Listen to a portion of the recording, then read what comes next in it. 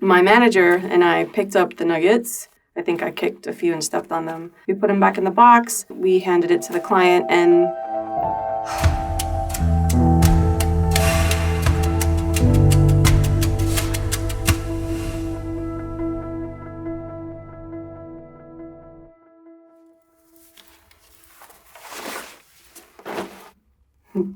Hi. hello. Where would you like to begin? I went to work and I hate my job. So yeah, it was not the best time, but typically I wake up 4 o'clock in the morning, go to work. I'm at work until about 3, and that's 8 hours plus a little bit of overtime, and then I head home. Tell me more. I've been working at an environmental lab, and I've been there. I've had a few interviews. I'm trying to leave the lab. It's not the best place in the world to work, but don't like what I do for a living, so I'm trying to change that. And when you have to spend 8 hours a day with evil, conniving, backstabbing, rude, nasty, vicious people, especially the witch that I have been working with for 3 years. She was definitely out to get me. She thought I was trying to take her job. I have a banking background. I used to work in many, many banks, so I'm very organized and I prioritize, and I'm just, I've got to have all my ducks in a row and I get my job done. And that's how I am. That's just me. And she took it as I was taking her job. So she would gossip about me. She would say things to people behind my back. She told everybody in the lab that I didn't have a boyfriend, that I was a loser, that, she's not surprised I don't have any friends, which I have a few friends. But, yeah, so, yes, the girl at work was definitely out to get me. I forgot about her. It's a little better now, but... Is today a typical day for you? Okay, boy, I dropped something at work. Obviously, I work in a lab, so you don't want to drop things in a lab. And I kind of panicked, and I tried to scoop it back into where it was not going because it didn't fit. And it was too late. What I dropped had splattered onto the floor, so there was no way for me to get it back in. And of course, again, I work for a lab. That's not smart. That's really, really retarded. Have you ever felt you were your own worst enemy? I had a YouTube channel, and I was trying to be a guru, like so many hundreds of other people.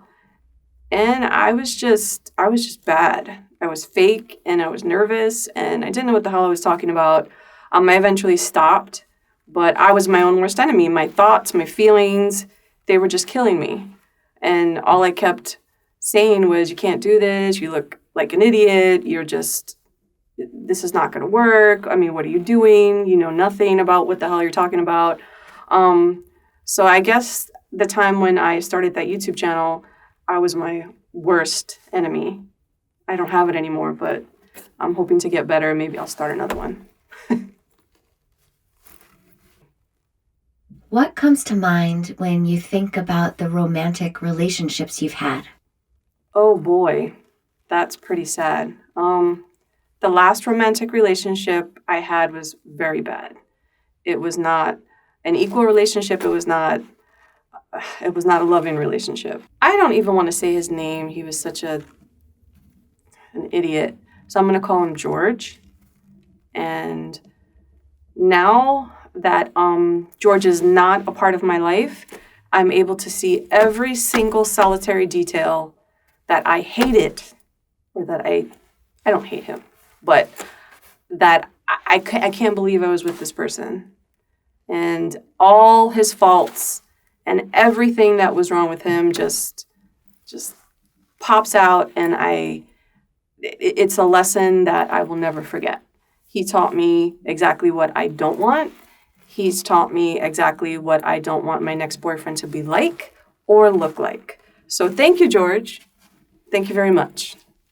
Can't wait to see who I will find in the future to be my mate. Before we stop, I'd like to ask, what's your biggest secret? So, I've never told anyone. It was a long time ago. I worked for a fast food restaurant. There were these two idiots who would come into the restaurant all the time. It was a couple, and good-looking couple, cute guy, pretty girl. I mean, everybody eats McDonald's every once in a while. Oh God, I said the name of the company. Okay, whatever. Anyway, okay, so it was McDonald's. So they would come in and ask for the nuggets. Now, that is like mystery meat. I still eat it, but it's mystery meat. And they would come in pretty much on a regular basis and come in and ask for these nuggets. And always at a time when we were just out or we didn't have any in stock. And they would come in and ask for these nuggets. So they would get the nuggets and then they would complain. They're not fresh. They're not good. So one day they came in. It was a horrible situation. It was busy. I was going crazy. So in trying to get the food out to them, I dropped all the nuggets. They fell all over the floor. We had nothing else to give them. There was none made. They would have had to wait about 20 minutes for fresh ones. And we just didn't have it. And we didn't have the time we didn't want to take the time to tell them because they were going to have a heart attack and just curse us out and scream and bitch and moan and just make our lives hell.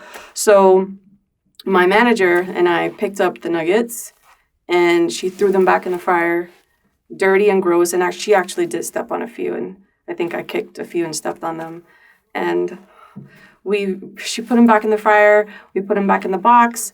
And we handed it to the client, and they opened the box before they left the drive-thru. They paid, they opened the box, and he takes one, he puts it in his mouth, and he says, "Oh, that's fresh." And he was very sweet and very kind. He thanked us, and it's the first time they'd ever been nice to us, and I felt really bad after that. But I've never told anyone about that, and I felt really bad for a long time, so yeah. Don't be mean to people who serve you food. Okay? That's all I'm saying.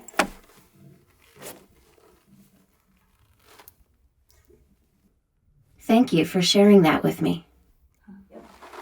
Thank you.